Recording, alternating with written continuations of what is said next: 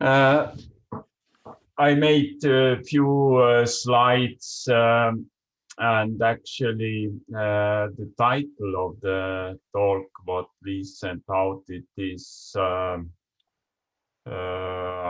propose that if we have time and slots in the future, we have several talks on this topic on theory and implementation of Taxon hypothesis.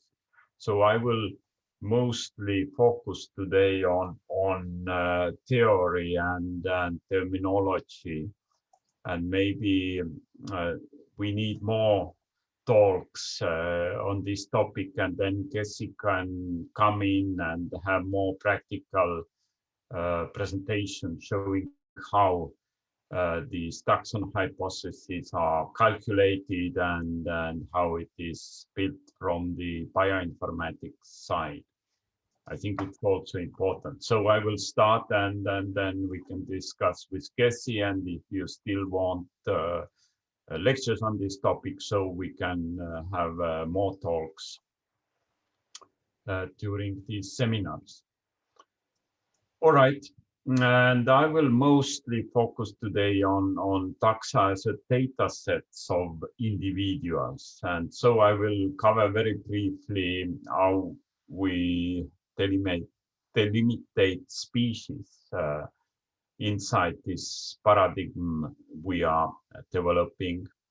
And then what are taxon hypotheses, including species hypotheses, of course, which are the major entity for biology, and how these hypotheses are communicated, and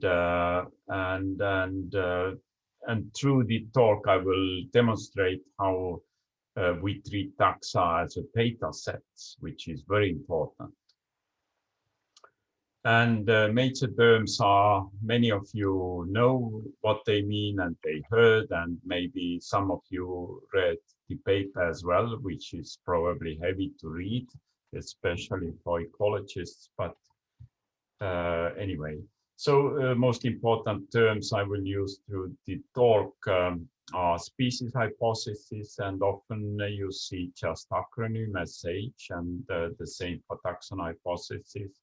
And then a very important term is distance threshold. And for example, we use this term to show distance between two individuals or between two species hypotheses, which is required to delimitate or separate them into different species. So I will use this term, and it is used to unite and this paradigm theory I'm telling you. All right, and then I will use persistent identifier and acronym PID, and this is international term for the globally unique IDs. And of course, you can use these identifiers in digital world or digital room to have your data, for example, to be findable and accessible in stable manner globally. And we use those beats for the individuals, not right now, but we are in the process to use for the individuals. But many of you know that we use beats for the species hypothesis and taxon hypothesis in UNITE. And digital object identifier, DOI, you know, it is used also for papers, research papers. So, and they provide also globally, you may say it is one working example of the beat. So it is globally unique ID. So every paper or book have its own unique ID, and so it's easy to search, and machines can exchange information based on those DOIs. So machines will know. Yes, okay. And another term important, and maybe not that common, at least in ecology, is taxonomic backbone, and it's basically, you may say, it is synonym for classification or tree of life, and there are maybe other terms. And those who read papers, maybe they had time to read definitions in the end of paper. I added them here, but I will not, I just say a few words about what is taxon hypothesis, because I will show some figures and you will visually already understand what I mean and what we mean under taxon hypothesis. But basically, it is important to understand it is data set of individuals. And of course, we are talking about digital data sets and digital individuals, not about physical. It's maybe in the beginning difficult to understand, but there is clear division between physical individuals. And you probably know we have, for example, physical individuals stored in collections. You have seen in many of our offices boxes with envelopes, and inside there are, for example, specimens, sporocarps of fungi. And these are actually can be treated as a physical individuals. But I am talking mostly here about digital individuals, which are information about this physical individual. All right. And then you start to understand the meaning of persistent identifier. If there is persistent identifier connecting these physical objects, individuals in collection and digital data sets. So this is very important, such connections. All right. So basically, taxon hypothesis is data set of individuals and of course their properties. So many of you have been working with traits of the individuals or species or even on genus level traits. But basically those traits are coming from individuals. So people are studying individuals and database their properties different, either genetical molecular properties like sequences or physiological properties, biochemical, anatomy, etc. Any traits you can study, so basically. And you can imagine then data set of individuals. Every individual have one, let's say, line, and it may have unlimited number of properties. And this data set together forms taxon hypothesis as we understand it. All right.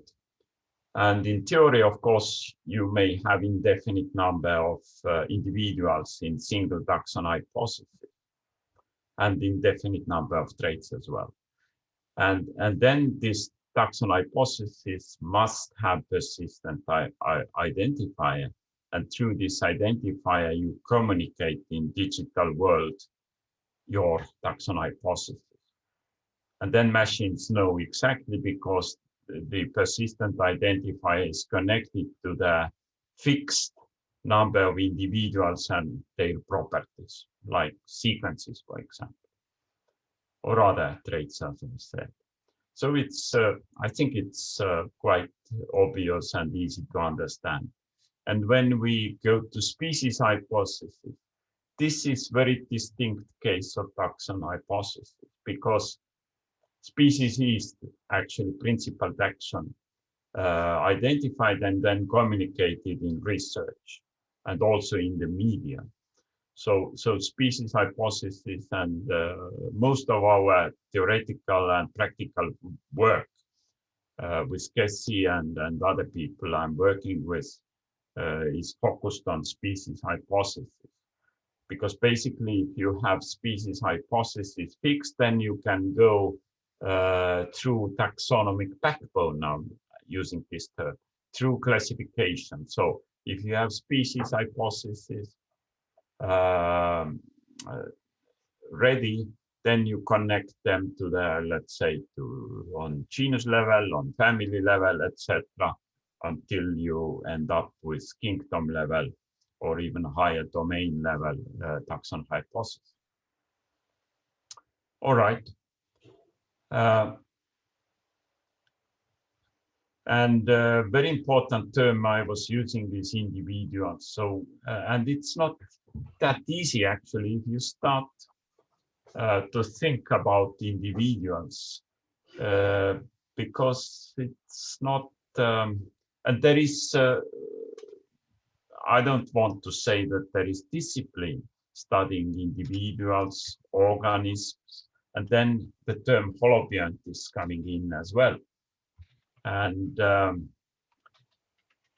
basically, when I'm talking here about individuals, I mean biological individual, which can be any part of the organism or full organism.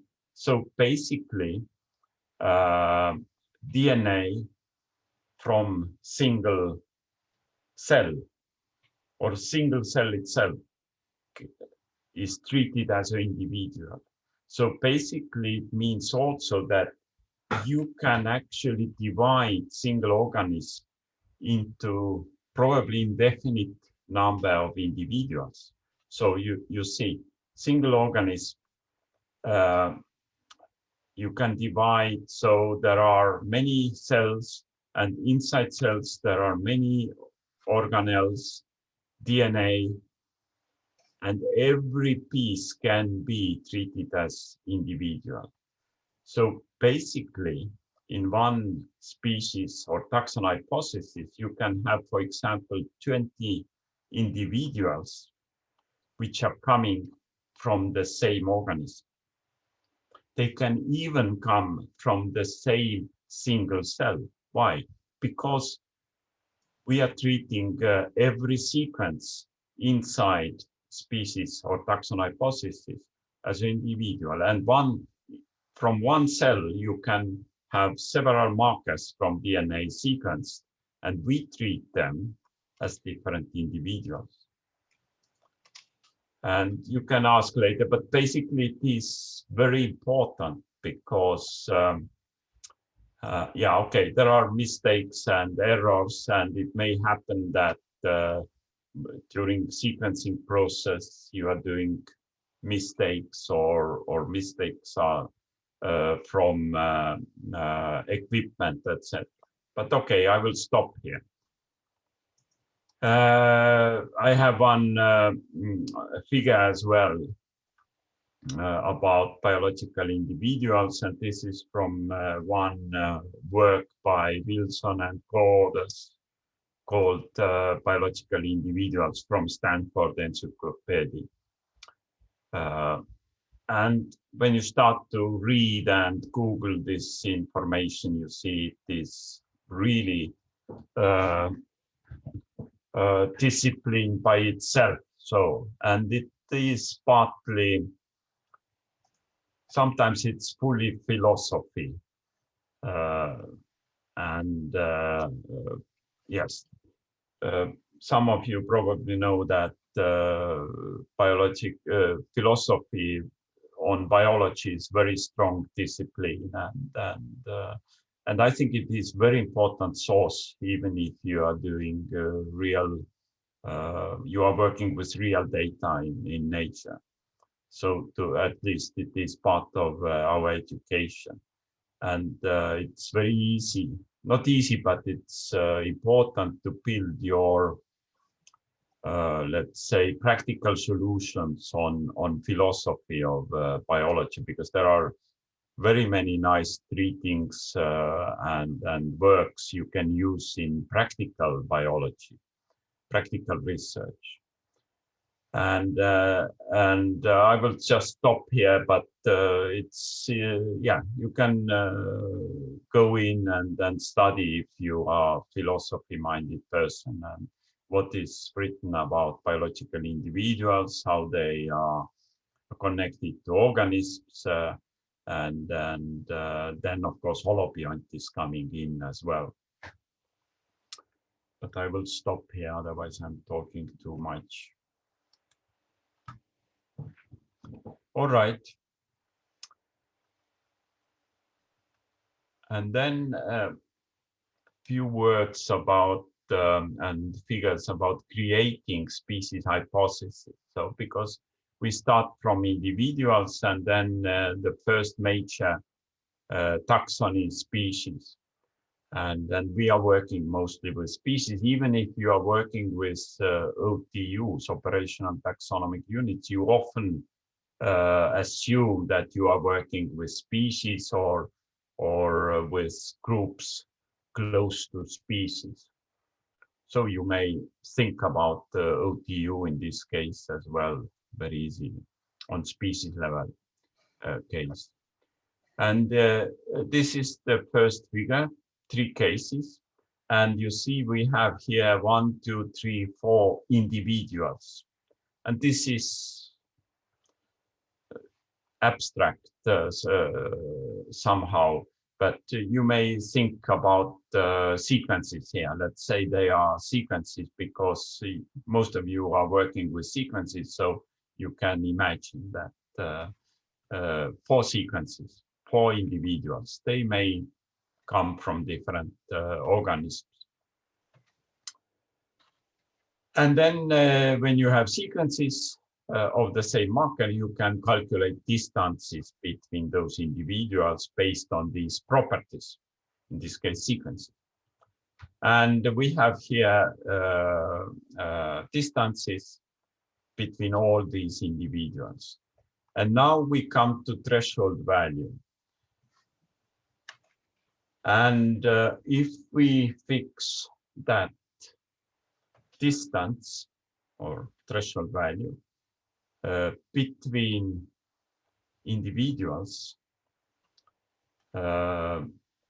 must be 1% difference or below, and only then individuals belong to the same species hypothesis. Then we will get, in this case, 4 different species hypotheses, because distances between those individuals is above 1% in every case. So all these individuals belong to different species or OTUs. Now, when we say some others, researchers may use distance 1.5 or below. And then what happens? It happens that in this case, we have 3 species hypotheses, because distance between these 2 individuals is below 1.5, it is 1.4. So, and if we use this kind of threshold value for delimitation of species hypothesis, we will get 3 species hypotheses. And next case is when the distance between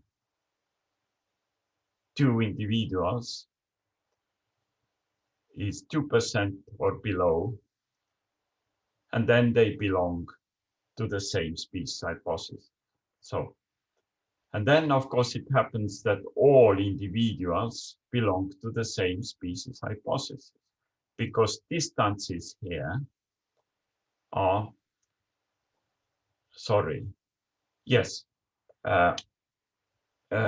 not all distances.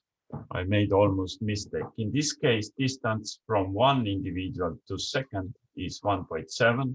Here is 1.4, and here is 1.9. But distance, when we calculate between 1 and 4 individual, is above 2. But why they are together? Because there is these individuals, they are bridging them together, because individual number 4 must belong to the same species as individual 3, which is connected to the individual 2, and this is connected to individual 1. So they all belong to the same species hypothesis. And now you see, depending on threshold value you set, you will get for the same 4 individuals, either 4 species hypothesis, 3 species hypothesis, or only 1 species hypothesis. So this is very important, how we set threshold value between species. So you can call it also gap between species and gap between individuals. All right, but then we come to the next figure. And we all know that if we study more individuals, in this case, let's say we have here more sequences from different individuals. So this will influence the composition of species hypotheses or OTUs as well.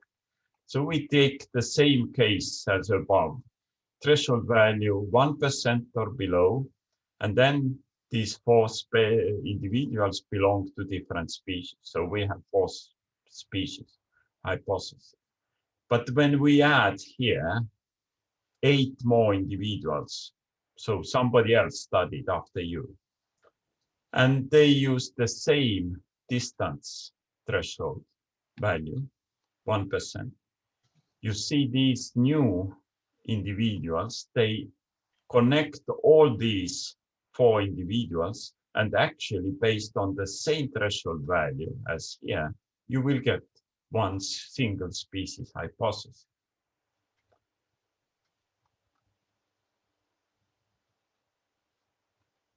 All right, now we go further.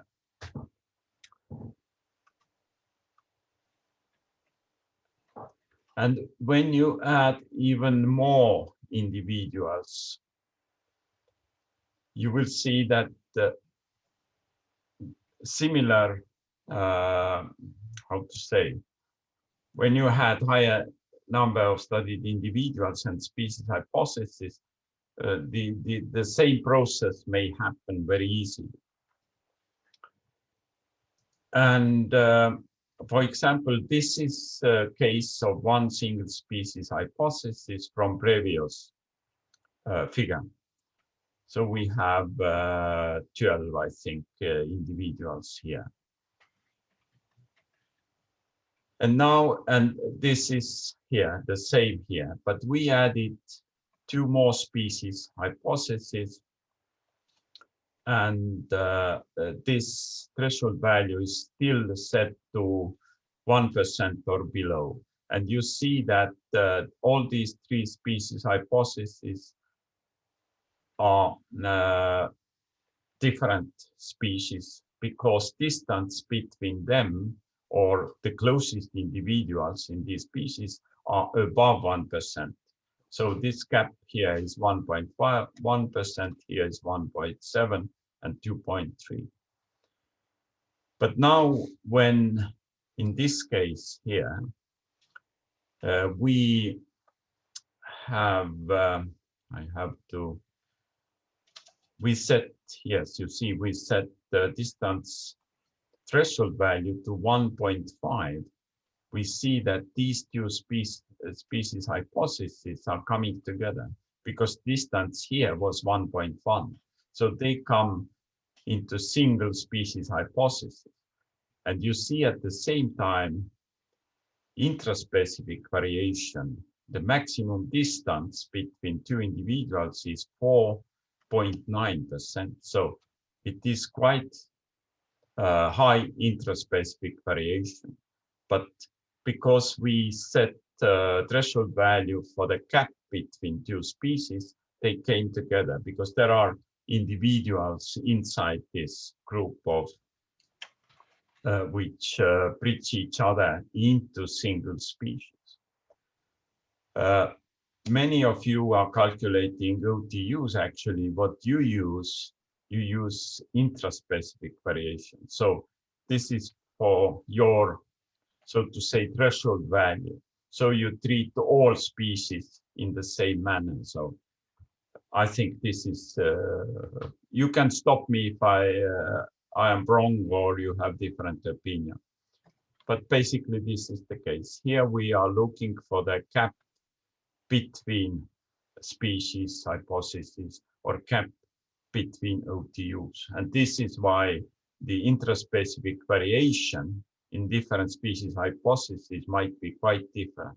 Because here you see the distance or between two most different individuals is 1.9. So its intraspecific variation is 1.9, but here is 4.9. And now this is the last case here when we set the threshold value gap between two species, 2%. Then all these three different species hypotheses coming together into single species hypothesis. And you see that the distance between two most distant individuals is 5.2. So intraspecific variation inside this species is 5.2. And most importantly, in research, all these three different cases,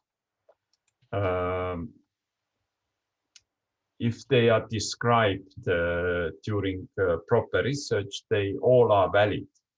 So basically, based on the same individuals, you may have one single species, two species, or three species. And you see, if in different research, people are using different threshold values, they will get, of course, different results for the when they are analyzing the number and richness of species. So, all right. Now I show you how species hypotheses are looking in Unite. Okay, this is one case actually I was discussing yesterday with Tom May. He's mycologist in Melbourne Natural History Museum. And this is older version, but basically you see here, these figures here, they are those threshold values I was showing you. So you see, this is 3.0, 2.5, and etc. So these are threshold values, and every line here is individual. In our case, it's individual, which has ITS sequence, as you know. Unite is using ITS marker for the species hypothesis. So we have here 22 individuals, and you see when we use threshold value 3, we have just single species hypothesis. And it is not very well marked here. It is actually, and here you see intraspecific variation for this species hypothesis, which is using 3.0 threshold value. I think we have to upgrade Unite homepage because probably it is not clear to all of you when you study species hypothesis, Unite species hypothesis, that this is intraspecific variation for this threshold value here. So when we click 1.5 here, I will not click right now, then you see that these individuals, they actually split between different species hypotheses, quite many. And probably here we have undescribed species also. But now I click here and then we open 1.5 and you see there are less individuals and the intraspecific variation is lower. So this is important to understand. So we have in Unite several threshold values, and in practical world now, it means you have to choose what threshold value you want to use for your taxon or for your taxon. And they can be different for different analysis. So I think now you understand how this theory of species hypothesis is working and how it works for UNITE. And this is another example of a species hypothesis, but in this case, not from UNITE homepage one, but from Pluto when you are inside. So you may have more information about species hypothesis. But basically the same. Here you see there are different threshold values, and depending what threshold value, which is gap between species you use, you will get more or less species hypothesis. And again, every line here is individual. And theoretically, of course, you may have here different properties. You don't need to have ideas. You may have other markers. You can have biochemical properties or physiology or morphology, or even to combine them and then calculate your species hypothesis. But of course, sequences are the easiest way to calculate species hypothesis based on different threshold values. But any traits can be used in theory. And now we come, oh, sorry, I have in Estonian this title, but probably other titles as well. But this slide is about communication of those species hypotheses we saw in previous slides. And how we use persistent identifiers and taxon names in taxonomic backbone. So you see the same case. We have here 3 species hypotheses, 2 species hypotheses, and 1 single. Because of here we have 1% threshold value, 1.5, and this is 2% threshold value. So we get different number of species hypotheses. And you see every case here must have different persistent identifier.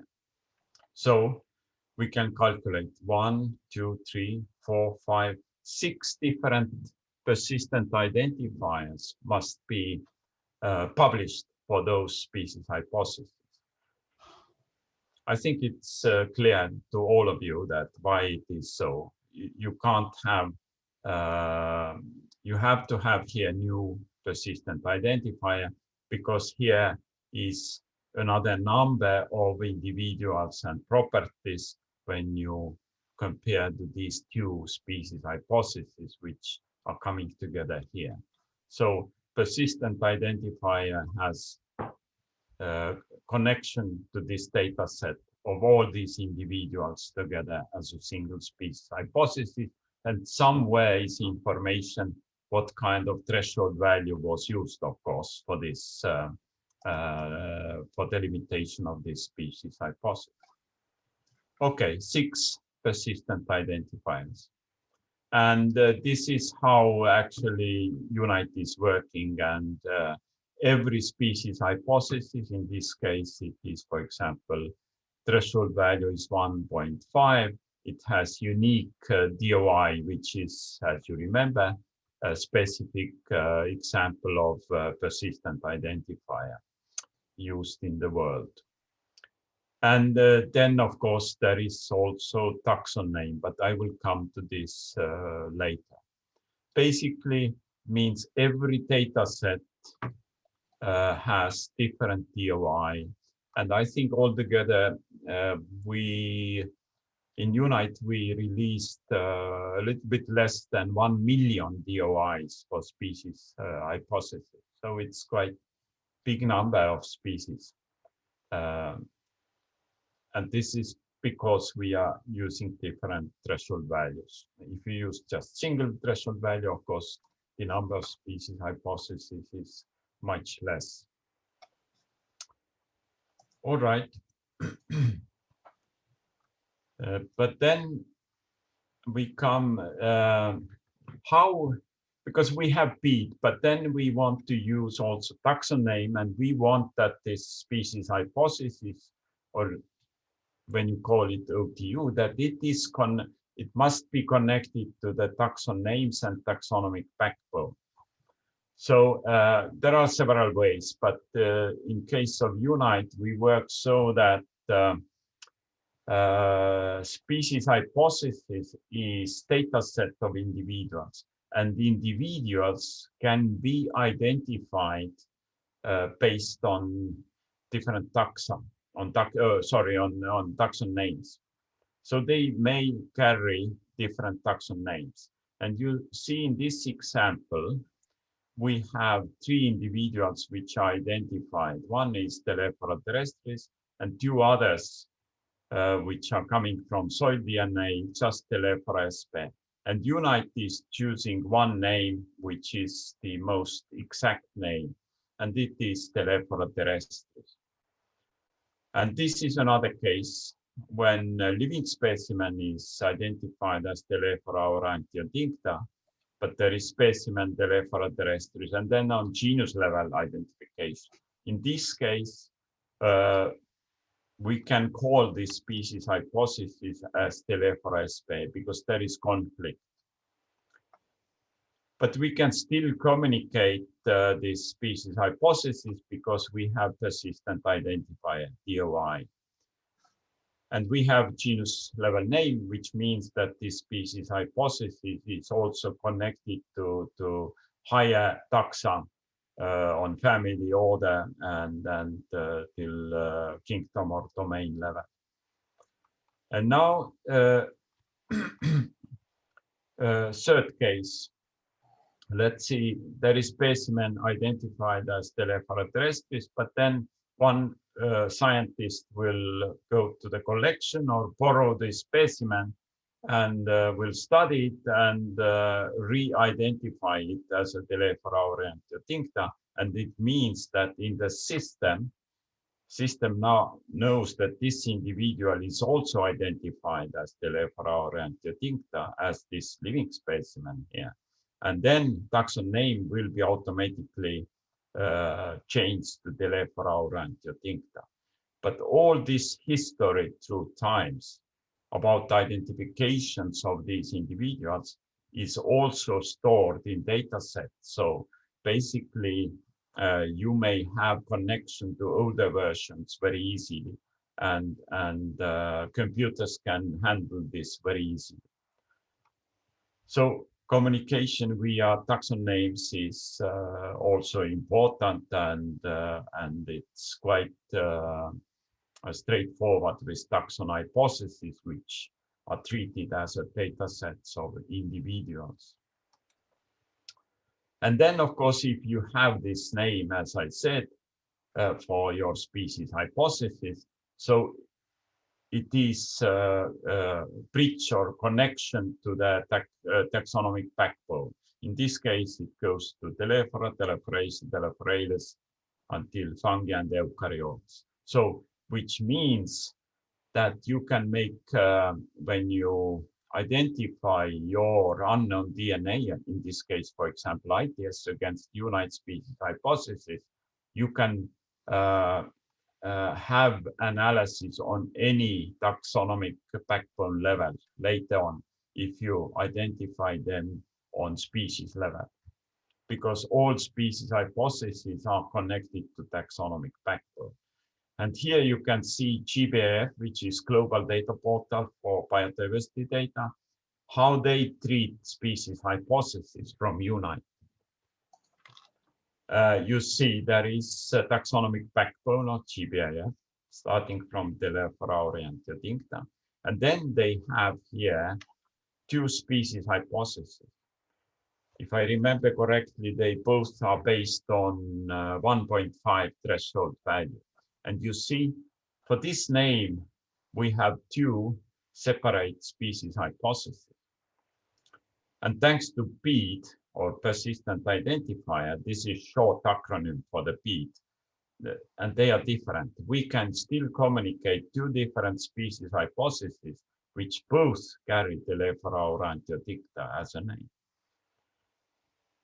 And it means that you can upload your findings, for example, from soil data or whatever, where you identify your species based on ideas, you can upload your data to GBIF, and they are separated based on beads.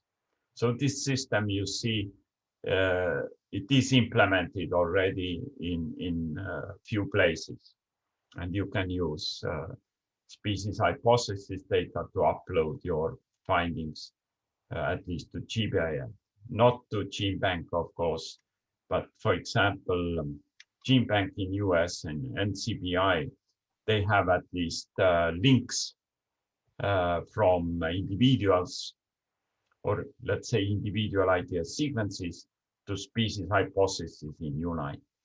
But in future versions, we are working with, in this case, together with European Nucleotide Archive, we start to work so that there is different links between UNITE species hypothesis to gene banks, and also to taxonomic backbone developed by organization Species 2000, which is major organization developing so-called catalog of life, which is major taxonomic backbone in the world, also used by GBIF.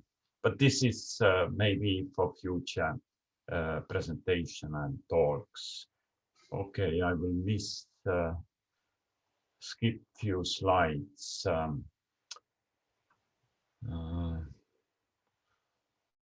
Okay. I will not stop on OTU. Maybe we can address this in some other talks.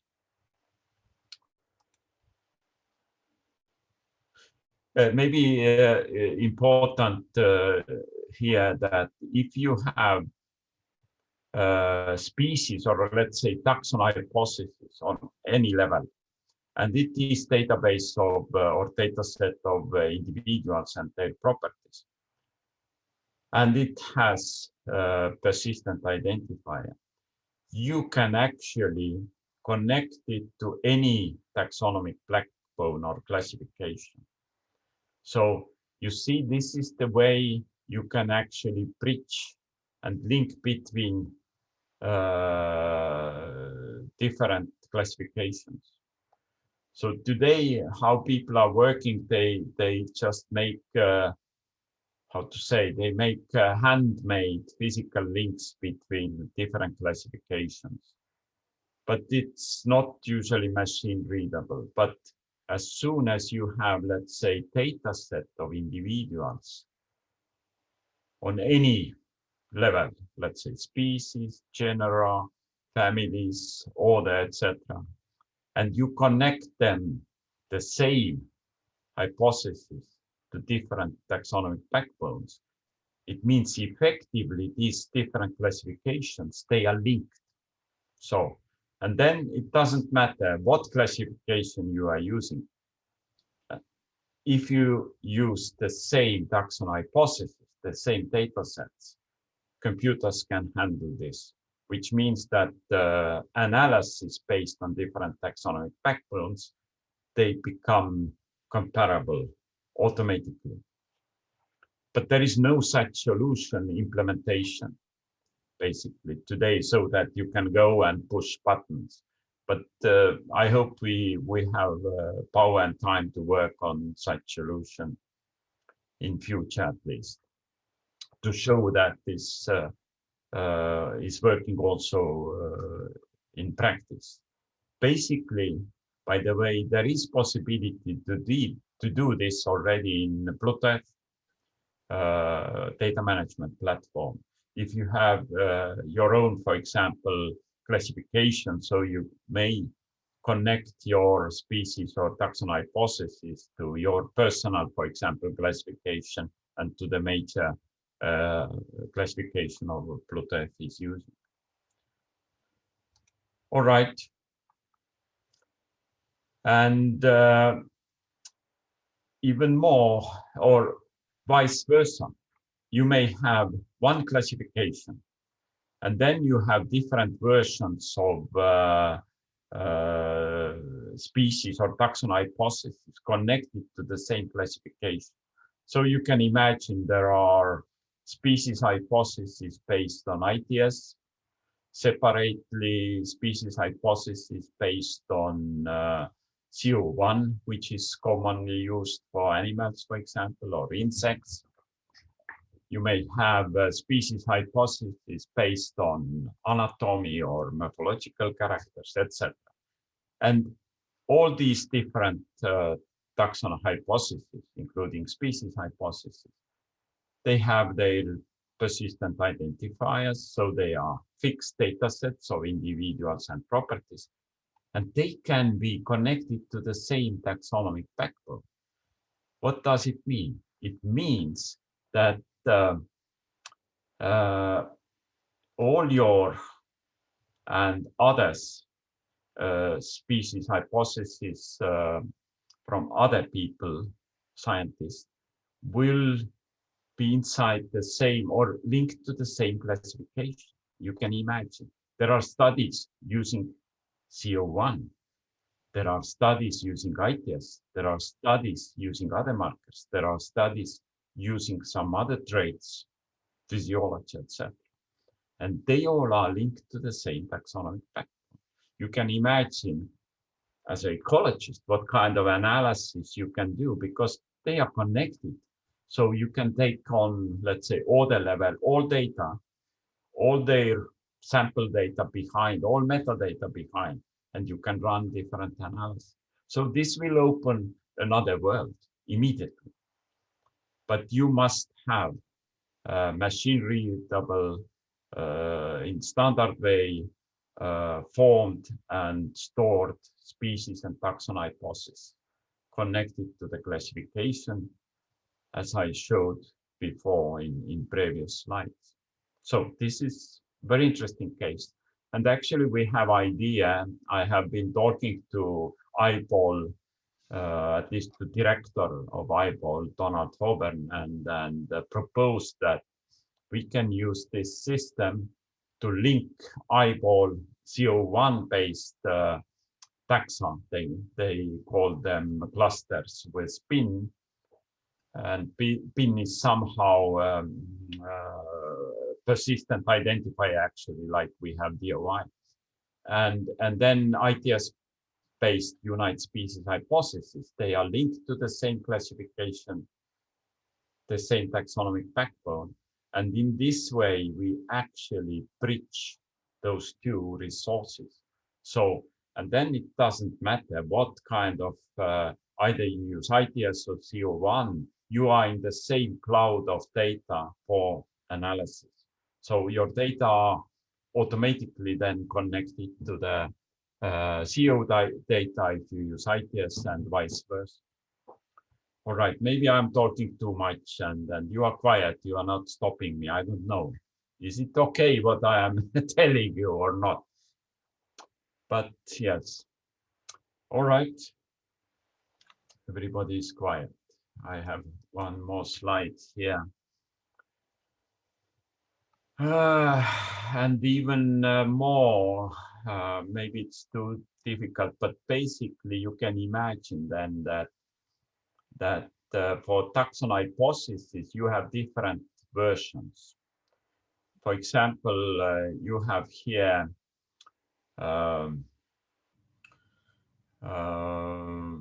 one number of individuals and specific or fixed number of properties for those, and you have this taxon hypothesis. Can be species hypothesis or any level. And then you add new data, maybe new individuals and also new markers or new properties, etc. And then, of course, you need to publish new hypotheses, new taxon hypotheses with new persistent identifier. But if these all new versions are stored in the same system, connected to the same taxonomic backbone or different backbones at the same time, you see, computers can handle this. So basically, study which was using taxon hypothesis here to identify your unknown findings from soil, water, air, etc., this study will be automatically comparable to study which was using the latest version of Taxon hypothesis, because computer knows how these individuals and properties were moving from one version to another, and what new properties were included. So, and there are much more sophisticated links which are immediately available to everybody. The only thing is that I haven't seen really, at least in ecology studies, using this powerful possibility to run such analysis. But I think it might be future after 5-10 years, it will happen. So because this is the way I think we should use, maybe not taxonomy, but digital infrastructure to delimitate and store taxa. Doesn't mean if we call them species or OTUs, etc. But this is one way, theoretical way, how we have to treat our data on individuals, on organisms, and on taxa. Okay, I will stop here and you can ask questions and comments. And then we can discuss even later if we need to, if you would like to have more talks and more very practical implementations of this, this theory. I will stop now. Thank you.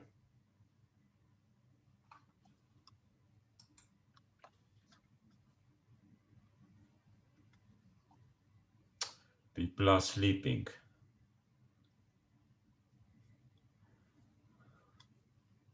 Thank you. So any questions, comments, nasty comments, pleasant comments?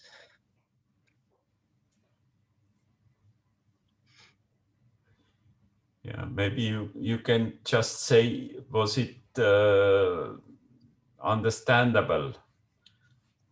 At least some slides, were they okay for you? Or was it too simple or too sophisticated? Hi, Urmas. Yes. Thank you for your presentation. It was very interesting and very difficult for me to follow as an ecologist, as you can imagine.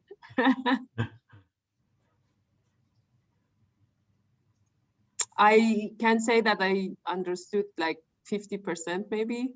Oh, can you work for me then? Yeah, it was a bit difficult to follow. Your talk was good, but it's just different things that I am used to. So Yes. No worries. You did good. Thanks. I think it's good to have such talks. At least we get familiar with other kind of studies than ecology, at least for me.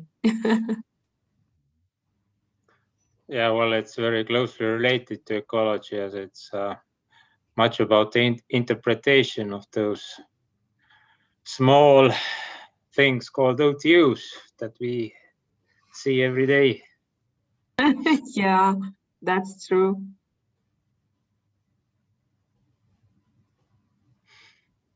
Okay, any other comments? Well, I may have a technical question. Hi, Urmas.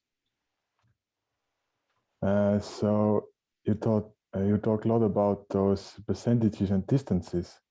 So I don't remember exactly how does Unite calculate those distances? You say like 1%, 1.5, and so on. There are like tons of methods how to do this, and what do you consider to be the most suitable for you and most valid? Jessie can reply to this question. She's the best person, I think. Yes, I can comment. So we use different clustering methods. For the big compound clusters, we use hierarchical global linkage clustering on different thresholds. It's approximately 75% similarity for those. And for those big compound clusters, we further use single linkage cluster clustering on different thresholds. Yeah, and I can imagine it takes forever to calculate all this. This is hypothesis. A week. A week, okay. Yes, but if you double the amount, then the calculation time would more exponentially grow. So probably then it takes 2 months in the next version. We are working on reducing the data sets in the next version, so it should be better. Yeah.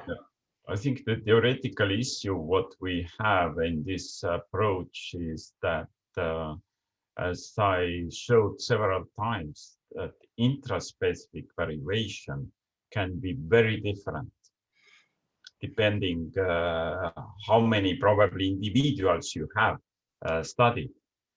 And this is really because we have actually species hypotheses which have 5–6% even intraspecific variation, depending on gap between species, of course. But it's very different from how you, for example, then probably calculating OTUs, because then you fix intraspecific variation. You say, okay, 3% intraspecific variation, then next species is coming.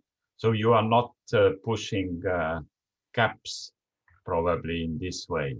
It would be interesting to know when you push this intraspecific variation as a rule, and then you will get set of OTUs, let's say, I don't know, 50,000, 60,000 more. Can you look for the gaps between those OTUs so that we see what are the gaps actually between your OTUs after this? Have you done this before? No, in theoretically, I think it would be possible, but it has been like completely unnecessary for our study aims, basically. I'm not sure. It would be interesting to see if there is almost no gap. You can imagine then it's just theoretically it would be very interesting to know. Well, theoretically the gaps as discrete gaps, they become lost, but certainly there will be like clouds, and those points connecting those clouds, these are certainly loose. You just have to use some kind of extra information about density, so to get rid of those simple points that connect those clouds. These points connecting clouds, they may be just either some geographical remote populations, they may be some kind of technical artifacts, even chimeric sequences between the two neighboring OTUs. Well, there are all sorts of possibilities. But when I look at global soil sequences produced using PacBio, the main issue seems to be that the clustering, while using a different method, it doesn't really produce those clusters that we want. When we order that the cluster should be at least 2% distance or 98% similar, then when we use other program and we really see the alignment, we see that the actual distance between the representative sequences is much less than this 2% or 98%. And the second thing that I see when working with the identification using Unite Species Hypothesis as a reference, it seems that the species hypothesis already includes too many different species in one species hypothesis. So it seems that while this single linkage was good in some stage, maybe a few years ago, then now with multiplying all this information, the single linkage is like too greedily putting those taxa together, so that there are so many different taxa lumped in a single species hypothesis. Yes, and then it's only possible. There are different possibilities. Of course, one is to fix also intraspecific variation. And also another way, which is more, let's say, needs more expert involvement, is that you actually make smaller sets of individuals which are based on voucher material and high quality sequences. So it's less individuals for species hypothesis calculations. Of course, you can lose then some important species hypotheses too, but this is one way I see further. That I think we have talked with Leho at least that we need two different sets of individuals. One is smaller one based on high quality individual data, and then larger, which includes everything, so to say. Well, the smaller one seems like this ostrich style that we hide our head into the sand just to escape those problems. No, they are connected. So you actually, computer knows that they belong to the same entities. So you can run different analysis then. They are connected in this sense. Mm-hmm. They carry the same persistent identifier, but there is division. How to do this with identifier, it's another story, that there must be two subsets. Mm-hmm. Yes, there are different ways, but well, I think we should explore actually for newer methods for this final clustering of species hypothesis. So these methods maybe shouldn't be this single linkage, but perhaps something average linkage, or something related to swarm that generate that allow more variation around those single centroids, which take advantage of the known distribution and those spots in between those big sequence clouds. But these, of course, need to be adjusted for the ITS region, and adjusted for also accounting for incomplete or a bit too long sequences that we still have a lot in UNITE. Kessi, I hope you made notes so we can think about suggestions from Leho. And to do it, we just need maybe one or two reasonably good test genera. We don't need to have more than one or two coherent groups to see how those algorithms behave. And in some cases, we can also do it using experimental data, or artificial data. When we, for example, take a sequence and bombarding it randomly with mutations to see how those are finally clustered, because those algorithms should be able to distinguish this kind of artificial noise and all sorts of technical artifacts from the real biological signal. Another PhD project.